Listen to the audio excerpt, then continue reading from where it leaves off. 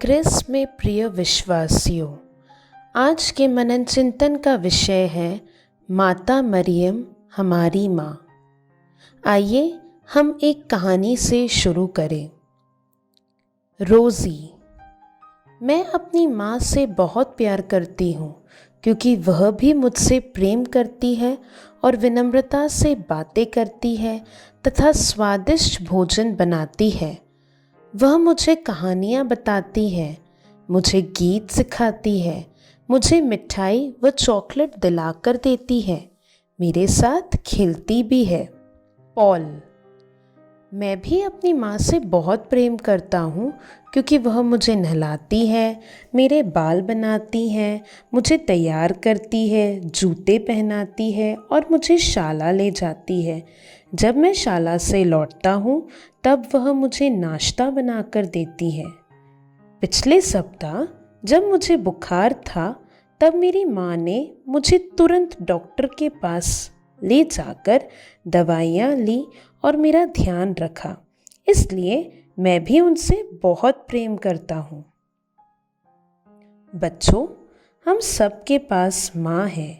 वैसे ही यीशु के पास भी माँ थी जिनका नाम मरियम था। यीशु की माता के साथ साथ वह ईश्वर की माता भी है, परंतु यीशु ने उनकी माँ हमें दिया। वह हमारी धन्य माँ मरियम है।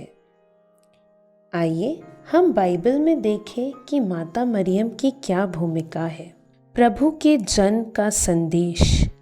छठे महीने स्वर्गदूत गाब्रियल ईश्वर की ओर से गलीलिया के नाज़रेत नामक नगर में एक कुंवारी के पास भेजा गया जिसकी मंगनी दाऊद के घराने के यूसुफ नामक पुरुष से हुई थी और उस कुंवारी का नाम था मरियम।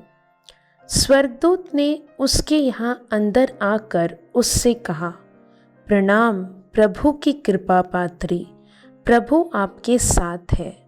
वह इन सब शब्दों से घबरा गई और मन में सोचती रही कि इस प्रणाम का अभिप्राय क्या है। तब स्वर्गदूत ने उससे कहा, मरियम डरिए नहीं, आपको ईश्वर की कृपा प्राप्त है। देखिए, आप गर्भवती होगी, पुत्र प्रसव करेगी और उनका नाम ईसा रखेगी। वे महान होंगे और सर्वोच्च प्रभु के पुत्र कहलाएंगे। प्रभु ईश्वर उन्हें उनके पिता दाऊद का सिंहासन प्रदान करेगा। वे याकूब के घराने पर सदा सर्वदा राज्य करेंगे और उनके राज्य का अंत नहीं होगा। पर मरियम ने स्वर्गदूत से कहा, यह कैसे हो सकता है? मेरा तो पुरुष से संसर्ग नहीं है। स्वर्गदूत ने उत्तर दिया, पवित्र आत्मा आप पर उतरेगा और सर्वोच्च प्रभु की शक्ति की छाया आप पर पड़ेगी। इसलिए जो आपसे उत्पन्न होंगे वे पवित्र होंगे और ईश्वर के पुत्र कहलाएंगे। देखिए, बुढ़ापे में आपकी कुटुंबिनी एलिज़ाबेथ का भी पुत्र होने वाला है। अब उसका जो बांझ कहलाती थी, छठा महीना हो रहा है, क्योंकि ईश्वर के लिए कुछ भी असंभव नहीं है। स्वर्गदूत गाब्रियल और माता मरियम के इस संवाद द्वारा हम सीखते हैं कि हमें ईश्वर के कार्यों के लिए तैयार रहना है, ईश्वर में विश्वास करना है। ईश सेविका या सेवक के समान हमारा जीवन हमें व्यतीत करना है। काना के विवाह में जब अंगूरी समाप्त हो गई थी तब माता मरियम ने यीशु से अंगूरी के प्रबंध के लिए विनती की थी। वैसे ही जब हम माता मरियम के पास मदद के लिए जाएंगे तब वे अपने पुत्र से हमारी सहायता के लिए विनती करेगी।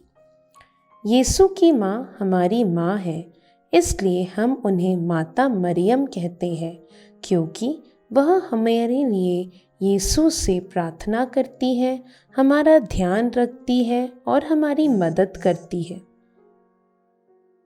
यूहन्ना अध्याय 19 वाक्य 27 में यीशु हमसे कहते हैं, भद्रे यह तुम्हारी माता है। बच्चों, मरियम पवित्र और कृपा से परिपूर्ण है, इसलिए हम उनका सम्मान करते हैं। आइए हम प्रणाम मरिया बोले। प्रणाम मरिया, कृपा पूर्ण, प्रभु तेरे साथ है। धन्य है तू स्त्रियों में और धन्य है तेरे गर्भ का फल यीशु। हे संत मरिया, परमेश्वर की माँ, प्रार्थना कर हम पापियों के लिए, अब और हमारे मरने के समय। आमीन।